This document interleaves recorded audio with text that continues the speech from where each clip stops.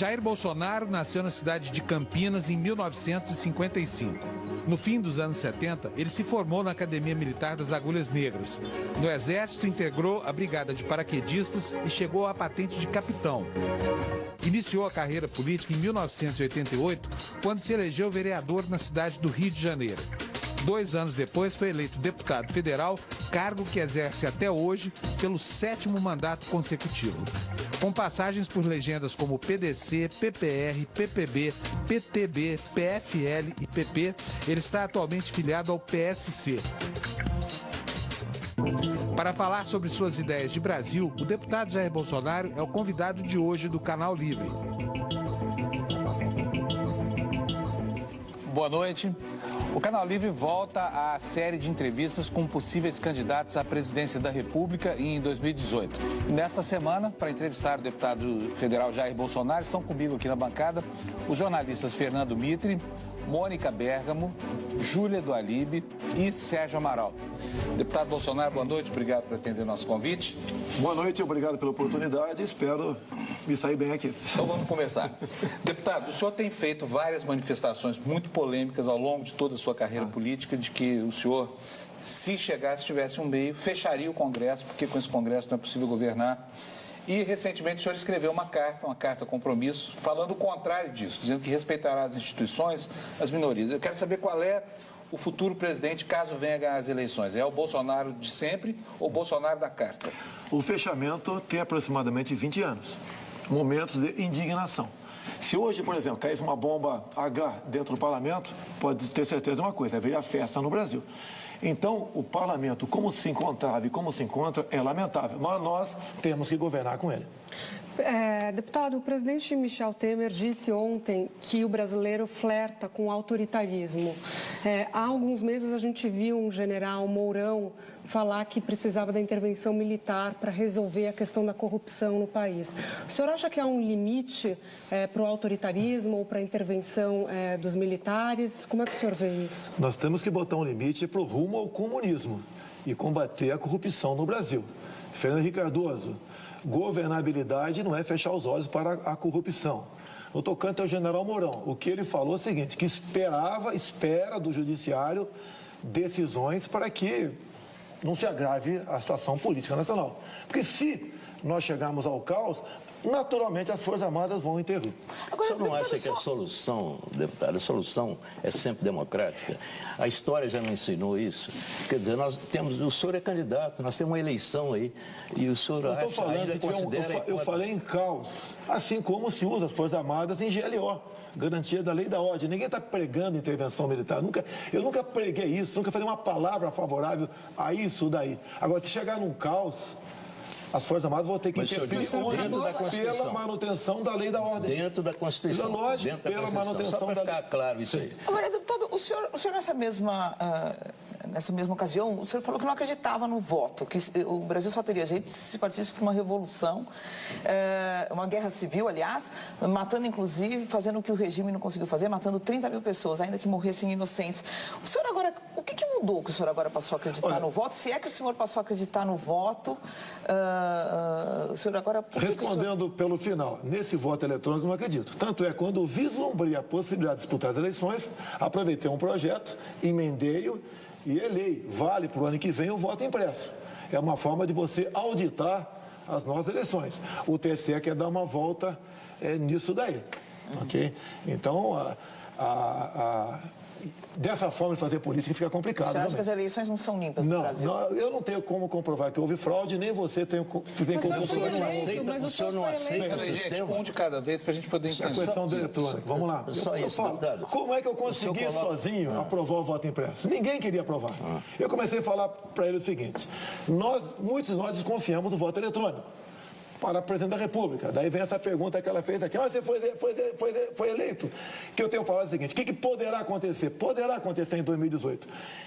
Quem aparelhou o TSE, e quase todas as instituições estão aparelhadas, poderá inserir em muitas sessões eleitorais um voto para aquele respectivo partido, que falei claramente o PT. Então, eles poderiam, na maioria das sessões, ter 770, 40 votos, fraudados. E aí nós poderíamos ter uma grande bancada de petistas na Câmara vindo desse voto fraudado. E daí você não pode fazer mais nada para tentar mudar aquela forma que aquelas pessoas foram eleitas. Mas a senhora acredita no voto hoje por quê? Acredito no voto, sim. O que mudou? Não, mas já que o Brasil não mudou tanto. O voto eletrônico.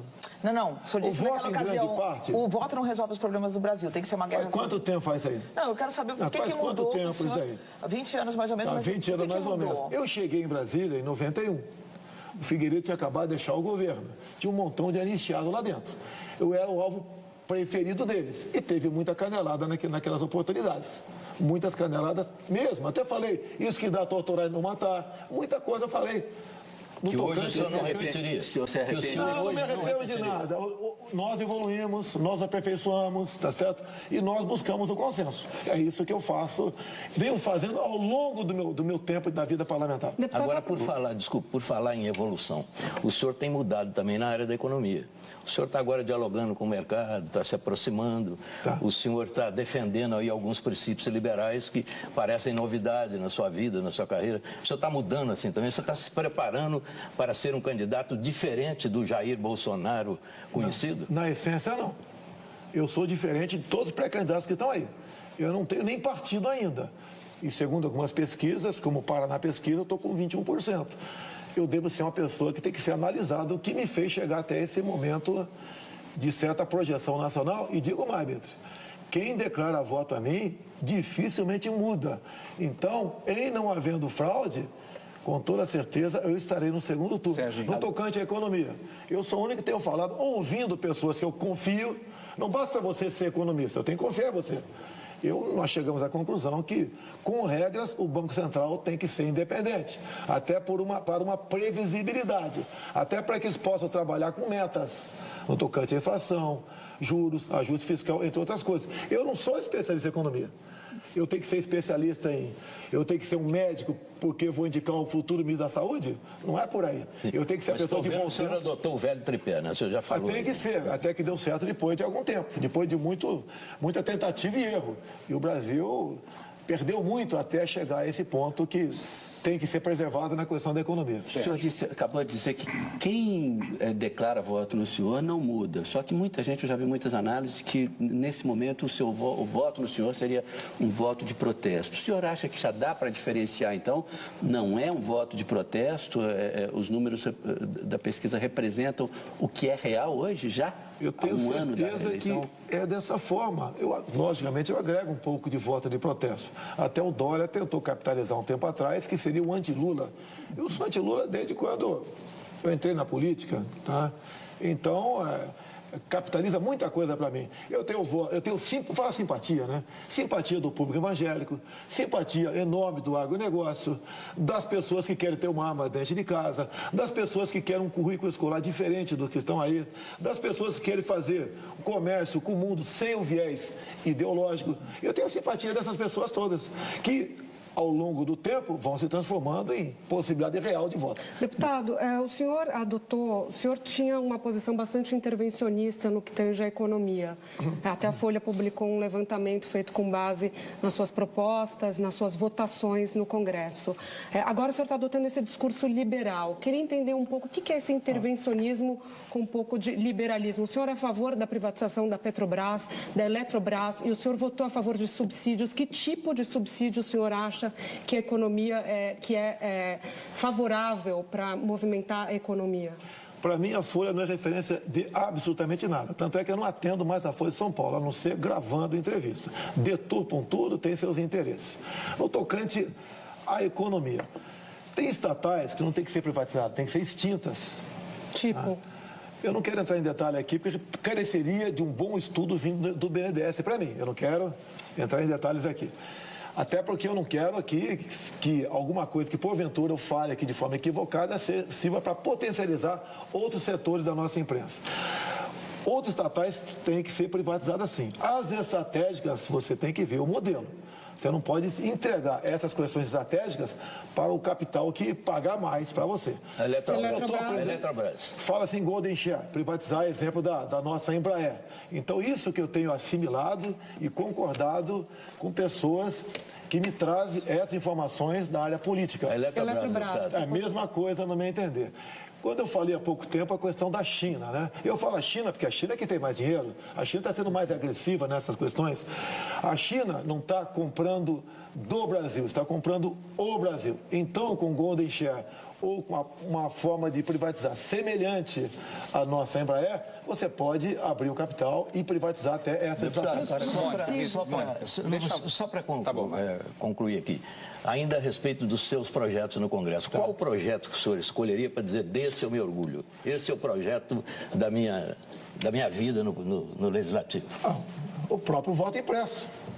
Aqui nós damos uma garantia à população que as eleições estão sendo conduzidas de forma justa, onde você vai garantir em quem você votar, o voto vai para aquela pessoa. Agora, você sabe a dificuldade de apresentar um projeto de aprovar um projeto em Brasília, ainda mais eu. Eu tenho um projeto, por exemplo, que fala da cassação química para defender as mulheres, e as mulheres da esquerda, do PT, não deixam o projeto ir para frente porque é meu. Então, eu não sou o Jair Bolsonaro, eu sou o capitão Jair Bolsonaro, que sou um fantasma para a esquerda brasileira ainda, que está dentro do parlamento brasileiro. Não, lembrando que não são só as mulheres do PT, né? Tem de outros partidos também, mas o senhor tem tentado se aproximar do mercado, conversado com bancos, com empresas de investimentos. A reforma da Previdência é uma reforma considerada a menina dos olhos do mercado, uma reforma radical que é o mercado, né? Qual é a reforma da Previdência que o senhor defende? Por exemplo, em relação aos militares e a reforma geral. O que o senhor... Quer começar pelos militares? Se quiser botar os militares na Previdência, eu concordo. Desde que temos direito à greve, fundo de garantia... Então o senhor não concorda? Peraí, não é igualdade? Não, mas o senhor não concorda, porque não pode os militares fazerem greve. Mas espera aí, mas se é para pagar, ser iguais na Previdência, tem que ser iguais também nos deveres lá atrás. Ok? Agora, o militar sempre foi, para o mundo todo, né, uma instituição à parte. Nós não temos... O mundo todo, pelo que eu sei, raros são os países que fazem Previdência. Ele tem um aparato social que lhe garante aquela aposentadoria que tem o nome de inatividade, é diferente. Por exemplo, eu vou estar daqui a pouco na formatura do 3º sargento de especialista em Guaratinguetá. A garotada se forma lá, falando inglês, inclusive, ganhando bruto R$3.400 por mês. Ao longo de 5 anos, metade pede demissão. É para continuar dessa forma? Se podem continuar se prevalecendo da disciplina do militar para subjugá-lo, não é dessa forma. Você pode ver, muitos concursos públicos, carreira típica de Estado, o jovem de 25 anos de idade começa ganhando com um general que 45 de serviço está ganhando. Isso é justo? Não queremos nem isonomia com eles, mas dessa forma, como os militares estão sendo tratados, não é justo. Agora, querer, no final da carreira, o coronel ganhasse 5 mil por mês, ou o subtenente, que a massa vai comprar-se embora, ganhar metade disso, isso a injustiça. Mas e a reforma geral da Previdência? O senhor é a favor da idade mínima, por exemplo, e tempo de transição e tempo de contribuição para se aposentar? Quantos anos? A reforma ainda está sofrendo ajustes, né? A forma como foi proposta, eu não aprovo, eu não voto favorável. Quando se apareceu os 65 anos, a forma inicial, por coincidência, eu estava no Piauí. E ali eu puxei um atlas, estava comigo, e vi a expectativa de vida do povo daquele estado, 69 anos. Eu acho que buscar aposentadoria com 65, não. As propostas que nós estamos estudando é uma outra, que você começa a ganhar uma parte do salário mínimo com 55 anos de idade. Com 60 outra parte, com 65 o final, que seria o mínimo, o salário mínimo. Essa proposta está sendo estudada. Logicamente, quando se fala nisso, né, tem uma transição. E eu sempre... estou pressionando quem está comigo nessa área. Como fica a transição? Como o povo vai entender isso daí? Que eu tenho que apresentar alguma coisa. Tá? Então, essas coisas estão sendo estudadas, no meu entender, é algo diferente. O que eu tenho diferente para apresentar, Mitre, é a questão de... Eu duvido que eu sentado na cadeira presidencial vai aparecer o senhor Renan Calheiros lá e falar, eu quero o Banco do Nordeste para mim. Eu duvido que isso venha acontecer. A forma de fazer política, como foi feita até o momento. E toda a imprensa pergunta para mim, como você vai governar se eu tomar lá da cá? Eu devolveria a pergunta a vocês. Existe outra forma de governar ou é só essa? Se é só essa, eu estou fora. Mas, de qualquer forma, a interação com o Congresso é imprescindível para um presidente da República. O senhor não teme, com esse pensamento, com esse tipo de pensamento, virar um novo Collor, uma nova Dilma? O Collor entrou com questão de corrupção. A Dilma foi de pedaladas, entre outros assuntos também. O meu caso... Eu estou imune à corrupção. Inclusive, fui citado no Mensalão, fui citado no Petralão, por Alberto Youssef, devolvi dinheiro da JBS Friboi. Eu sou uma pessoa diferente dos que estão lá. Agora, não dá para o parlamento e o executivo ser um corpo só.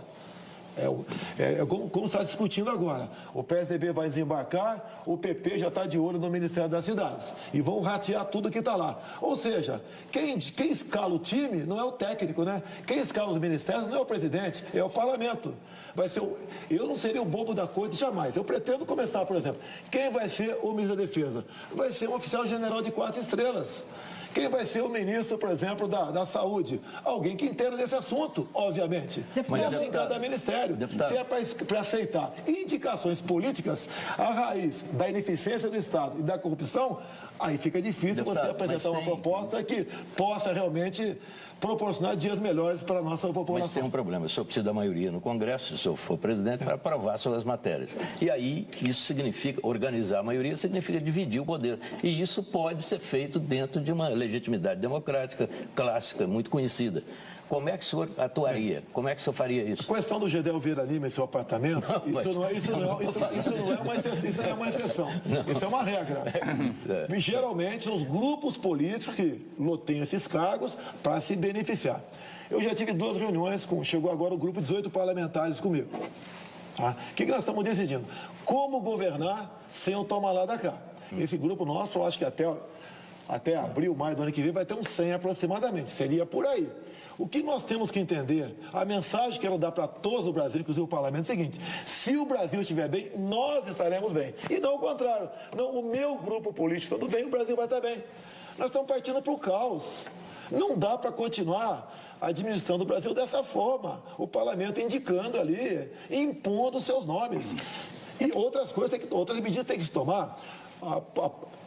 Botando aí 30 anos atrás, tínhamos ali 12, 15 ministros, não dá para continuar com essa quantidade de ministérios que temos pela frente.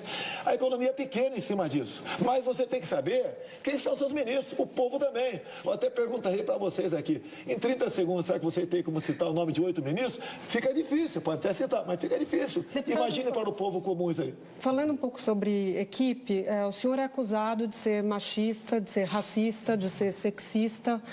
Eu gostaria de perguntar para o senhor, que mulheres o senhor acha que poderiam contribuir, por exemplo, para um eventual gabinete seu? Eu gostaria que o senhor citasse nomes. E também pessoas no movimento negro, por exemplo, ou no movimento LGBT. Quem que o senhor acha que poderia formular políticas públicas interessantes para esses setores e o senhor convidaria? Olha só, primeiro me acusa de tudo isso aqui, senão não me acusa de corrupto, né? Olha, eu não posso fazer, vou escolher ministério. Se apresente as lésbicas, os gays, os negros, os altos, os magros, os barrigudos, os careca, os mulheres. É competência. É competência. Não é agradar A, B ou C, setores. Eu não acredito em minorias no Brasil. A minoria tem que ser respeitadas, mas a minoria não pode se impor dessa forma também. Olha, nós temos que ter um Brasil que nos una, o contrário que você falou aí. Há uma divisão no Brasil, branco, negro, hétero e homo, nortista e sulista, rico e pobre, pai e filho. Temos que unir um povo só. Mas mulher não é minoria, né? Mulher é uma maioria. O senhor não consegue citar nenhuma mulher próxima do senhor que esteja ajudando o senhor? E nem quero citar homens aqui, até porque eu tô... Uma mulher que seja referência para o senhor. Ou uma líder internacional. Margarete Tati, por exemplo. Não, mas ela já não pode ser ministra do Brasil, porque ela Você quer que eu cite Luiz né? Lindo aqui para vocês? Que vergonha! Que vergonha! Pelo critério de cor. Que vergonha, inclusive, a raça negra. Deputado, agora deixa eu entrar nessa questão. O presidente Michel Temer, por exemplo, nunca disse que era machista, não foi processado, muito menos condenado, como aconteceu com o senhor. Mas fez um ministério absolutamente sem mulheres, né, no começo da gestão, foi muito criticado. Como é que vai ser isso? Já que o senhor não quer estar, não, teoricamente, como é que o senhor vai distribuir? Porque o senhor vai ter que lidar com esse problema. Ainda que goste do conceito das minorias. O senhor vai ter que ter representantes delas lá. Mas eu não vou falar em minorias, é competência. Quando você fala condenado... Não, eu sei, mas o que eu estou perguntando é o seguinte... algum processo político. Quantas mulheres o senhor pretende ter no seu ministério? Foi condenado agora, político, olha só, a questão Maria do Rosário. Meu Deus do céu. Foi a senhora Ela Vieco que foi lá pessoalmente me denunciar, aproveitando uma saída do Rodrigo Janot. Pelo amor de Deus, ela me chama de estuprador. Estava defendendo a redução da maioridade para estupradores. E eu sou réu nisso. Pelo amor de Deus. Eu agora, uma declaração que veio em 2011, que não participaria de uma marcha do orgulho gay por acreditar em Deus e na família, me dão 150 mil de danos morais. Cadê o artigo 53 da Constituição? A minha imunidade por palavras, opiniões. Eu não posso dar opinião mais sobre isso? De todo jeito, na cara que é uma perseguição política. De todo jeito, há três ou quatro eleições passadas, o ex-ministro Ciro Gomes foi alijado da disputa quando fez uma piadinha, perguntado qual seria o papel da mulher dele, e ele respondeu que seria dormir com o candidato e tudo. Essa questão da deputada Maria do Rosário, o senhor não teme que isso venha a ser usado na campanha? É uma declaração que o senhor se arrepende, uma frase que o senhor se arrepende dela? Negativo, eu estava defendendo as mulheres de estupro no Brasil, o caso Champinha, que por 5 dias uma menina foi estuprada por 5 marginais em rodízio, depois foi executada, ela perde os argumentos, me chama de estuprador. Isso chama-se ato reverso. Para mim, até, caso me arrependesse, seria arrependimento eficaz, para mim não valeria isso. Eu sou uma pessoa diferente. E agora, jogo pesado. Você pode ver, votamos há 1 ano e pouco uma PEC para reduzir a moralidade penal para os criminosos que praticam estupro. A Maria do Rosário votou contra. Ela defende que estuprador, 16, 17 anos, seja punido à luz do ECA. Quem sabe que não pune ninguém. Deputado, o senhor disse que precisamos unir o Brasil e atualmente está tudo separado. Mas algumas atitudes do senhor não unem. Eu acho que até separa. Exemplo, a questão do gay. O senhor disse, jamais um filho meu seria gay porque eu sou um pai presente. Quando o senhor fala uma frase dessa, que consideração o senhor está tendo pelos gays do Brasil? Quer dizer, é crime ser gay? É problema de educação? O que é isso? Quando é que eu apareci para o mundo gay? Novembro de 2010, andando pelo corredor das comissões e vi lá um movimento lá dentro, atípico, anormal, dada a vestimenta do pessoal. O que era aquilo? Estavam lançando o tal do kit gay. Ouvi e tenho filmado comigo o senhor André Lázaro, secretário de alfabetização do MEC. Estava lançando lá, inclusive, o filme Beijo Lésbico. Disse ele, passamos 3 meses discutindo até onde a língua de uma menina entraria na boca de outra menina para fazermos um filme Beijo Lésbico para combater a homofobia. Tu acha que algum pai quer que a sua filha ou seu filho de 6 anos de idade assista isso na escola?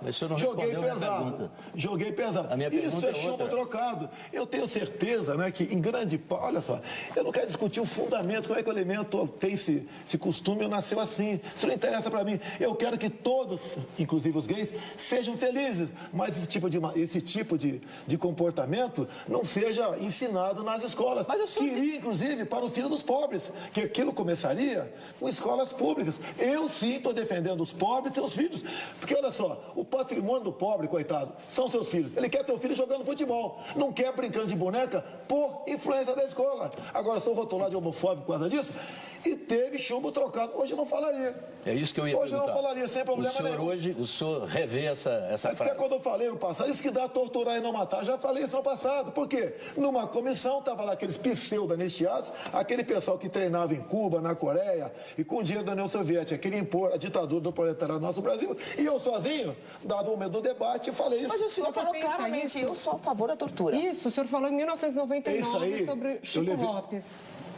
Eu falei... O ex-presidente do Banco Central. O que eu falei é o seguinte, eu dei um exemplo. Imagine um filho de vocês sequestrado. E você, naquela época, né, não tinha celular, era um orelhão. Daí pega um malandro no orelhão, negociando o resgate. Você leva ele para um canto. Você tem que usar de energia com ele para dizer onde é o cativeiro. E não apenas, né, levar para o lado que aí tem direito a advogado, ficar quieto, e a criança morre no cativeiro. Então o senhor é a favor da tortura? E se necessário for, avance a questão da energia. E a tortura, qual limita a tortura para um tratamento enérgico? Não tem. Então, tortura você botar no pau de arara e torturar o cara. Você tem que ter medidas enérgicas, que alguns consideram como tortura, para desvendar e fazer com que aquele garoto que está em cativeiro seja posto em liberdade. É bom explicar o que são medidas enérgicas. Que tipo de medidas enérgicas na prática? O que significa? Olha, você pega a legislação americana, tá ok? É por aí. Não, vamos para o brasileiro. O que fazia...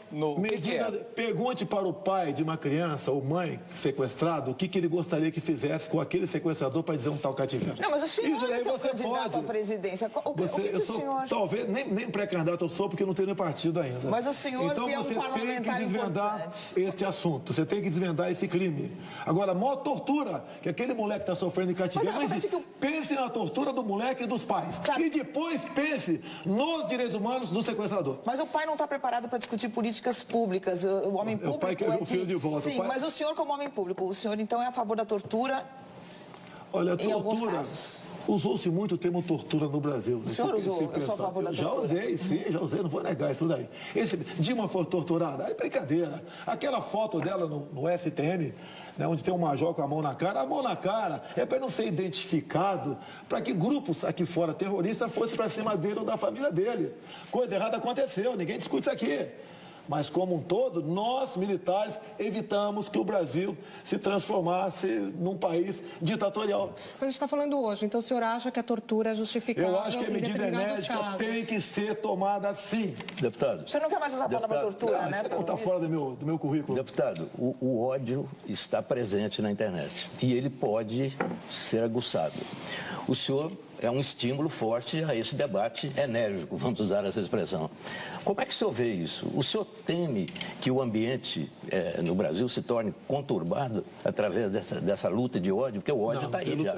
Como é que o senhor vê isso? Como é que o senhor vê isso? A Venezuela, se não me engano, acabou de criminalizar, a questão chama-se crime de ódio lá. Ou seja, o governo central faz o que bem entender. Não tem dúvida, mas aqui no Brasil, nós estamos partindo para isso. Eu não prego ódio, eu sou paz e amor. Não estou dizendo o que o senhor prega ou não prega. Como é que o senhor vê? O senhor é um estímulo, não tem nenhuma dúvida. Como é que o senhor vê isso crescendo na internet? Ninguém mais do que eu sofre isso na internet. Eu sou vítima na internet e eu defendo a imprensa livre.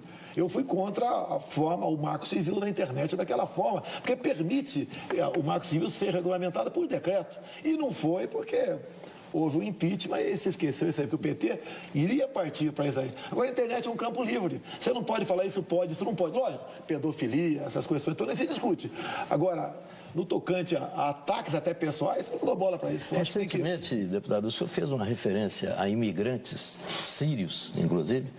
Não é porque eu sou descendente de sírio, não, mas aquilo me pareceu um pouco excessivo. O que o senhor quer dizer com pessoas, a escória que chega nos países? Eu falei que a escória do mundo não poderia vir para cá. Não é os sírios, tá? Nós temos então, escória no Brasil. Vamos explicar isso. Nós temos escória no Brasil. Ou não temos? Claro, mas vamos explicar essa questão dos imigrantes sírios. Qualquer imigrante tem que ter regra para entrar aqui. Com a nova lei da migração, o Brasil passou a ser um país sem fronteira. Eu fui lá no Roraima, vi a questão da migração dos venezuelanos. Pergunte para os nossos irmãos de Roraima o que eles acham que está acontecendo lá. Se o governo tinha tomado alguma providência, talvez criar um campo de refugiado, fazer alguma coisa. Porque lá chegou a violência. Chegou, as escolas públicas estão todas ocupadas por filhos venezuelanos, os hospitais todos ocupados, prostituição de meninas até senhoras, à luz do dia. Nós não podemos deixar que isso aconteça no nosso Brasil. Tínhamos um problema também, o pessoal do Haiti que entrava pelo Acre, e o governo do PT mandava para São Paulo. A tua casa entra quem você quiser. A nossa casa chama-se Brasil, é o que nós desejamos ou queremos que entre. Não pode ser um país de fronteira aberta. Não pessoalmente, Síria, nada disso. Até tocante a Palestina, poderia até ser contra, que a Palestina está do lado de Israel, eu defendo o Estado de Israel, mas o Palestina é uma coisa, Hamas e Fatah é outra. Temos que evitar que essa entrada indiscriminada aconteça em nosso Brasil. Deputado, falando um pouquinho do Bolsonaro de ontem e o Bolsonaro de hoje, o senhor chegou a falar no passado que sonega tudo o que for possível. Eu queria entender um pouco o que o senhor sonegava à época, ou se isso é mais uma brincadeira do senhor.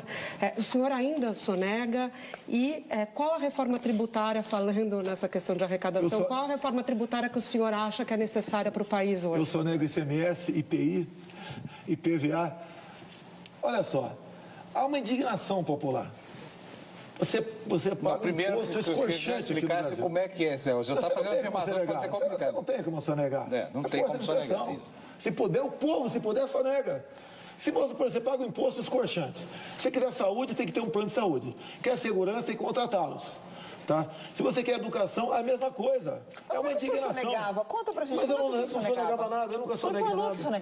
Sonegava tudo que podia ser, sonegava nada. Força de expressão. Ou seja, o senhor falou, a gente tem que esquecer. Não, força de expressão. Tudo era força de expressão. Assim como falei, fuzilar FHC, como é que eu fuzilei FHC? Sim, mas tudo força de expressão. Tudo era força de expressão, então. Tudo que o senhor falou. Força de expressão, mais um caso. E o senhor agora está mais cuidadoso com a força de expressão. Nós amadurecemos. Nós temos que mostrar à população que o dinheiro arrecadado é bem aplicado. complicado. Mas eu queria fazer uma pergunta, viu, a última, né, do bloco, pelo que eu estou vendo, a respeito da segurança. O senhor tem batido nessa tecla, o senhor é um símbolo dessa segurança com energia, como o senhor sempre diz. Mas, além da repressão, eu não vi nenhuma ideia do senhor ainda. O que o senhor propõe para enfrentar e derrotar o crime organizado de maneira racional e organizada? Coisa que o Estado brasileiro não faz, nós estamos perdendo essa guerra. Mas, Deputado, além da repressão... Nós vamos responder essa pergunta pela complexidade dela no próximo bloco, tá bom? Então nós vamos para um pequeno intervalo comercial, voltamos já para continuar aqui a entrevista com o deputado Jair Bolsonaro. Até já.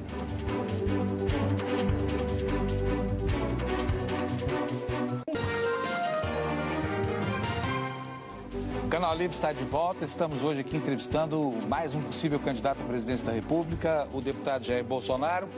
E no bloco anterior, o Mitre fez uma pergunta sobre segurança que eu interrompi. Mitre, repete, por favor. Eu vou sintetizar. Além da repressão, porque eu só vejo o senhor falar da repressão, mas que outro projeto o senhor tem para o combate ao crime no Brasil? Alguma coisa racional? Se você até começar a resolver a questão da economia, tu ajuda a violência a diminuir. Não há nenhuma dúvida. Um montão de medidas. Tudo que der errado, estoura na violência. Cai no colo do agente de segurança pública lá embaixo. Mas o seu projeto? Tá? Vamos lá. Primeiramente, desfazer o que foi feito até agora. Tá? Questão de armamento. Todo e qualquer cidadão de bem, se quiser ter uma arma, no que depender de mim, a terá. E para o homem do campo, fuzil, cartucho 762. Invasor tem que ser recebido assim. Afinal de contas, a propriedade privada é sagrada ou não é? Se não é, se é do Estado, estamos no comunismo, não temos que discutir mais isso daí. Uma outra questão muito importante, o policial militar. Eu falo muito pelo Rio de Janeiro, são meus amigos lá. Ele diz para mim, se eu atiro, eu vou para a cadeia. Se eu não atiro, eu vou para o cemitério. Tá essa desgraça conhecida como audiência de custódia. Até é comum, né? O policial prende o bandido, no dia seguinte, na audiência de custódia, o bandido conta a sua historinha lá, que foi torturado psicologicamente, o policial responde por tortura psicológica. Nós temos que ter o excludente de ilicitude para a operação policial e para a legítima defesa também. O policial em operação responde, mas não tem punição. E legítima defesa também. Olha o caso Ana Hickman, o cunhado dela, está em tribunal de júri lá em Minas Gerais. Reagiu a uma invasão do quarto de hotel, o marginal deu 2 tiros numa mulher, ele conseguiu tomar arma, deu 2 tiros na cabeça do cara, vai responder por excesso. Mas, deputado, mas o senhor não tem ideia a respeito, por exemplo, da comunicação entre as polícias? Tudo bem, dos estados se unindo, uma política nacional em consonância com políticas estaduais? Estou perguntando por políticas. Tá. Esse tipo de repressão o senhor tem falado muito. Não, tenho falado, isso diminui a violência e muito. A partir do momento que o bandido suspeite que vai encontrar uma reação dentro da tua casa, não vai bandido pra deputado, agora deixa eu colocar um problema aqui para o senhor. Ele não respondeu a parte do projeto que ele teria para... Os outros não têm projeto nenhum. O projeto dos outros é direitos humanos, é desarmamento, é desarmar a população, como se a população de bem que estivesse armando a bandidagem, não é por aí. Deputado, agora... Você fala em fronteira, lógico que dá uma força na fronteira, mas são 17 mil quilômetros. Quer ver uma coisa? Rio de Janeiro, já tive 2 reuniões que eu participei, não como o autor, né, mas coadjuvante, o pessoal transporte de carga no Brasil. Num espaço de 40 quilômetros da Avenida Brasil e Dutra, em média são assaltados 27 caminhões de carga por dia. Como resolver esse assunto? Sem o excludente de ilicitude? Sem o policial poder agir, atirar e se matar outra. E a polícia? E a banda podre da polícia? E as relações espúrias da polícia com os bandidos? Como foi denunciado pelo ministro da Justiça recentemente? Mas não falou nome, né? Um homem como ele não fala nome. Não é apenas jogar todo mundo no mesmo caldeirão. Mas como é que o senhor vê isso? Eu vejo, lógico, a banda podre com maus olhos. Isso parte das corregedorias, da política do Estado. E ela é uma presença forte lá. O que sempre aconteceu? Eu estive no Espírito Santo agora, na semana. O que aconteceu há pouco tempo lá, no Estado, em especial Vitória. A polícia ficou dentro dos quartéis. Olha como cresceu a violência. E de forma assustadora. Agora, o que acontece? Há anos, o governo do Estado simplesmente ignorava a sua tropa. Ou seja, muitos governadores se prevalecem da disciplina do militar para subjugá-lo. Os governadores têm sua participação nisso também. No Rio de Janeiro, problema até de pagamento. Um soldado ganha R$2.500 por mês. É injusto. Não quero que pague 10, mas também pagar R$2.500 não é injusto isso aí. Isso colabora com a violência. Deputado, agora um problema aqui para o senhor. O senhor prega que precisa haver mais repressão, né? Portanto, mais enfrentamento direto do crime. Só que o Brasil hoje tem 60 mil mortos por ano, metade mortos pela polícia. A polícia de São Paulo nunca matou tanto e os índices de criminalidade vão subindo exponencialmente. Então eu queria saber do senhor se não há um paradoxo aí. Por exemplo, não seria melhor, ao invés do enfrentamento e do uso da violência, de atenuantes para exorbitância na ação policial, usar a inteligência ao invés da força?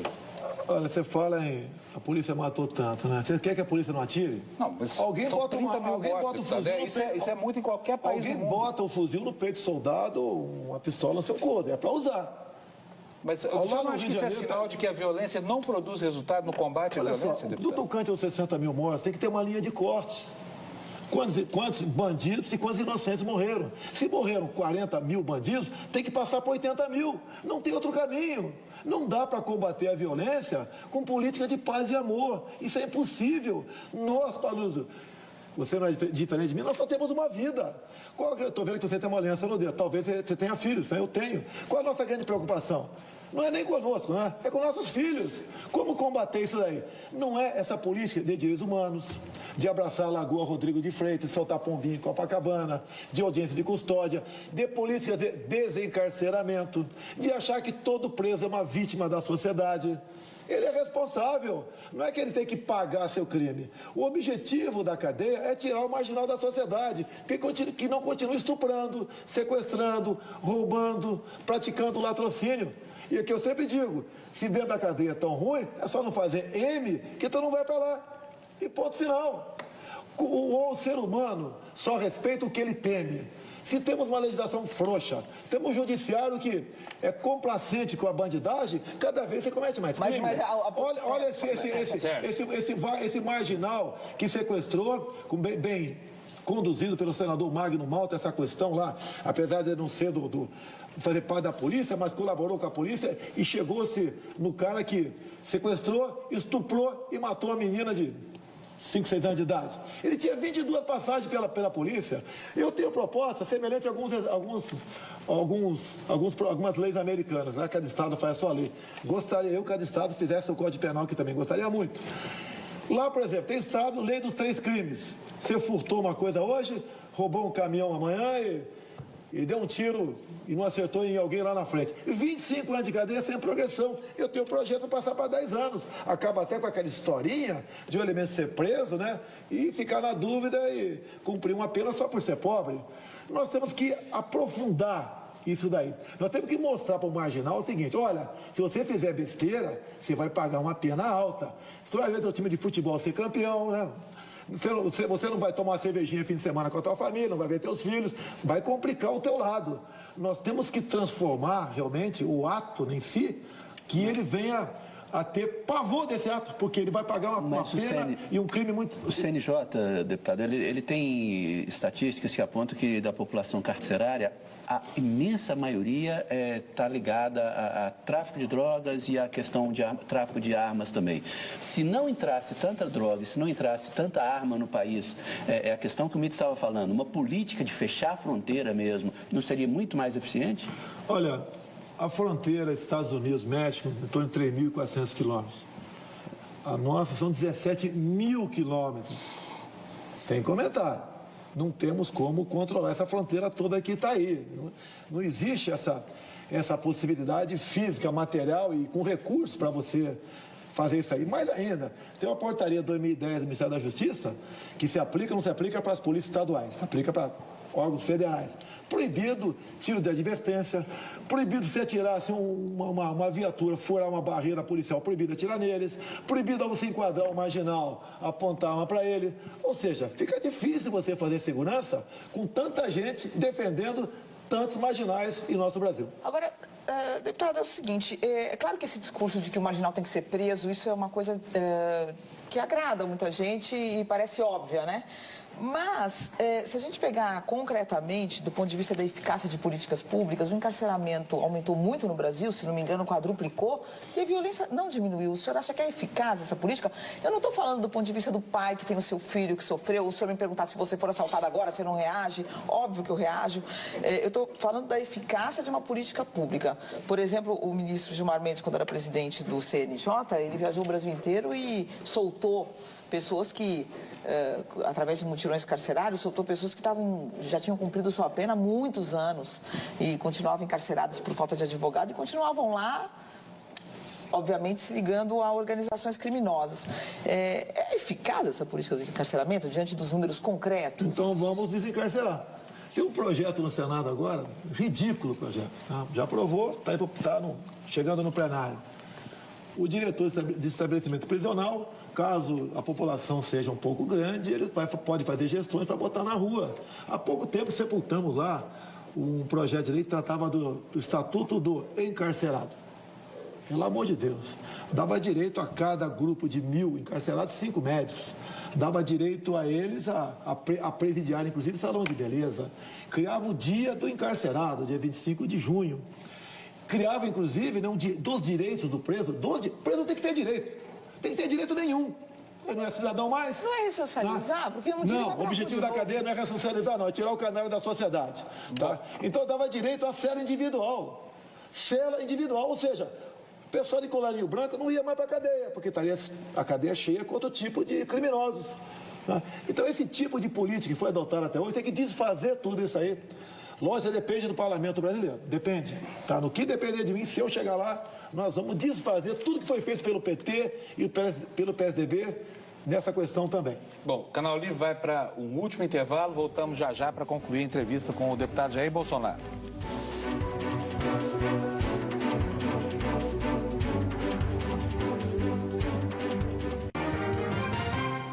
Estamos de volta com o Canal Livre, conosco aqui hoje o deputado Jair Bolsonaro. E, Júlia, por favor, você quer abrir o bloco? Deputado, queria voltar a essa questão, voltar a debater economia e falar um pouquinho sobre esse perfil do senhor intervencionista, nacionalista e agora um liberal. Quais reformas microeconômicas que o senhor acha que são as mais importantes? Quais o senhor colocaria em prática assim que assumisse? E como o senhor vê a participação do capital externo na economia brasileira? Inclusive, por exemplo, China. O senhor já mostrou alguma resistência à China. E compra de terras, por exemplo, o senhor acha que os estrangeiros podem adquirir terras? Qual o limite? Bem, vamos começar pelo último, né? Compra de terras. Vamos supor que eu fosse o dono da despensa da tua casa. O que você comeria amanhã? O que eu quiser. Quando se fala em China, a China tem montanhas de dinheiro. Poderia ser um outro país, mas no momento é a China. Há muito se discute, né, e já compraram em parte terras agricultáveis no Brasil. Vão matar o nosso agronegócio. A nossa segurança alimentar, com toda certeza, estará na mão dos chineses no futuro. Nós queremos isso. Inclusive, a mão de obra deles é barata. Daí um jornalista, outro dia, ao eu falar isso, né, ele comentou lá na outra ponta da linha. Nós temos a legislação brasileira aqui que vai impedir isso daí.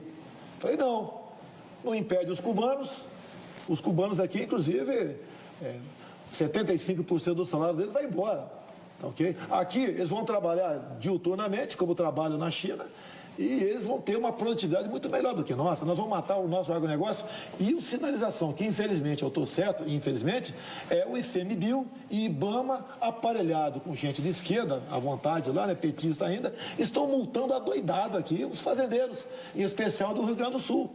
Vai, no meu entender, daqui a pouco, né, fazer com que essas pessoas produzam menos, não produzam ou vendam suas terras. Temos mais de 100 fazendas invadidas em Mato Grosso do Sul. Quem invade agora é o índio na frente, o MST atrás. Tenho fotos para mostrar para vocês, estações de torre de transmissão de energia elétrica no sul do Pará, com 200 pneus embaixo deles. O MST pronto para tocar fogo, derreter a torre, interromper a energia. Mas, deputado, voltando à questão da Júlia, que é o seguinte, as medidas microeconômicas. Eu vou fazer uma pergunta que sintetiza. Desburocratizar. Eu vou fazer uma Você leva pergunta. 90 dias para abrir empresa no Brasil, isso não pode acontecer. Não, mas eu vou fazer uma pergunta que sintetiza isso. Como combater o déficit fiscal estrutural? Primeira medida, qual seria? Olha, eu perguntaria, obviamente, para os meus economistas, né? O que eu posso responder... Esse é o maior problema do Brasil. Que a gente pode é o maior responder. problema do Brasil. Você tem que combater a corrupção, você tem que privatizar muita coisa, sim, ok? Para você ter superávit, tá? Você tem que conversar com todo mundo da sociedade, ok? E buscar medidas para facilitar a vida de quem quer produzir e quem é empreendedor. Coisa que não tem. O governo só lembra de nós, aqui do povo, aqui embaixo, na hora de ir na jugular dele e arrancar muito dinheiro para pessoas. Quando é que os economistas que o senhor tem reunido vão apresentar um projeto para o senhor defender? Quem são esses economistas que o senhor mantém tanto segredo? Está aqui, o Brauman está nos acompanhando. Quem mais? O Abrão está nos acompanhando aqui. Outro Saxida também está nos acompanhando. Tenho visto de longe alguns outros economistas, tá? Para ver qual seria a melhor linha para ser adotada. Afinal de contas, plano de governo, Mito, você sabe que eu tenho que apresentar por ocasião de uma possível registro de candidatura que seria em agosto do ano que vem. Se você apresenta um plano de governo que tenha qualquer brecha, você vai levar paulada de tudo quanto é lado. E quem apresenta na frente sai em desvantagem. Agora, de qualquer forma, o Brasil precisa de melhorar a infraestrutura, logística, por exemplo. Não tem, se começar a crescer, não tem energia. Não tem energia. Como? E o Brasil não tem poupança para isso. O senhor já disse, por exemplo, no investimento, o senhor não aceita o capital chinês, por exemplo? Depende da forma como ele está sendo investido aqui. Por exemplo, nós poderemos investir em energia, tem que investir. Você vai para Roraima, é um estado que não tem densidade eleitoral, então o pessoal não dá bola para Roraima. Lá você tem condições de ter energia eólica, tem solar e tem também as convencionais nossas, via hidrelétrica. Essa última você não consegue fazê-la. Por quê? Problema ambiental e problema indígena. Você tem que solucionar esse problema aí. Você pode ver, quando me permite aqui falar em economia um pouquinho mais, outras áreas, quando se fala, por exemplo, em turismo, que movimenta 10% do PIB no mundo, a questão ambiental não permite você fazer turismo na Baía de Angra dos Reis. Não permite você fazer turismo na região de Foz do Rio Ribeira de Guape. Você pega Cananéia, você pega a Ilha Comprida e pega Iguape, você não pode fazer turismo ali. Essa maneira xiita de tratar a questão ambiental prejudica e muito a nossa economia. A economia vai bem quando o cidadão vai bem. Quando você tiver liberdade para exercer uma profissão, abrir com facilidade o seu negócio e começar a produzir algo. Aí a economia começa a ir bem, no meu entender. Mônica, deputado, última pergunta. Há um consenso no Brasil de que o consumo é sobretaxado, o que penaliza quem tem menor renda, e a renda não é taxada no nível que a gente pudesse comparar com países de primeiro mundo, por exemplo. O senhor está discutindo com seus economistas a possibilidade de uma mudança nesse sistema? O senhor toparia discutir a criação ou a volta de impostos para o chamado andar de cima? Não, eu só aceito fusão ou extinção. Porque como está, é impossível o Brasil pensar em economia. A tal da curva de Laffer, né, que aprendi há pouco tempo, reconheço. Eu sou técnico de artilharia. Sei fazer derivada, integral, calcular tiro, essa é a minha especialidade. Sou formado em educação física também. Mas a tal da curva de Laffer, a partir daquele momento, se você aumenta o imposto, diminui a arrecadação. Nós já ultrapassamos. A curva de Laffer está em Marte, Saturno, não sei, está longe daqui. Você tem que trazer para dentro. Você vê, o prefeito do Rio de Janeiro pintou um problema, ele viu que vai ter problema de déficit na frente, aumentou o IPTU. Aqui o próprio prefeito de São Paulo, no tocante aos radares, continua multando da mesma maneira, taxou a Netflix, tá? E criando impostos cada vez mais. Você não pode partir por aí. Você tem que ter outras formas, né, para você fazer economia. E não apenas ver o teu lado, você tenta se reequilibrar ou não quebrar, quebrando o povo brasileiro. A economia vai bem quando o seu povo for bem. Deputado, chegamos ao final. O senhor tem 1 minuto para a sua despedida. Obrigado pela oportunidade. Sou o capitão do Exército Brasileiro. Se essa for a missão de Deus, o destino, serei soldado do povo brasileiro. O Brasil precisa de um presidente honesto, que é quase um palavrão no meu meio, que tenha Deus no coração e que seja patriota. Defenda a família, dê a posse de arma de fogo para o cidadão de bem, acabe com a nossa economia pelo viés ideológico o mundo todo, aceite parcerias dos bons países para nos desenvolvermos aqui, aproveitar o nosso subsolo agregando valores. Eu acho que é por aí que nós podemos ir para frente. E não aceitar indicação para os seus ministérios na base do toma lá da cá. Porque aí está, no meu entender, a origem da ineficiência e corrupção do Estado brasileiro. Muito obrigado. O Canal Livre de hoje fica por aqui. Nós agradecemos a presença do deputado Jair Bolsonaro, dos meus colegas Fernando Mitre, Mônica Bergamo, Júlia Dualib, Sérgio Amaral. A você que nos assistiu, muito obrigado pela sua audiência. Boa noite, até a semana que vem. Tchau.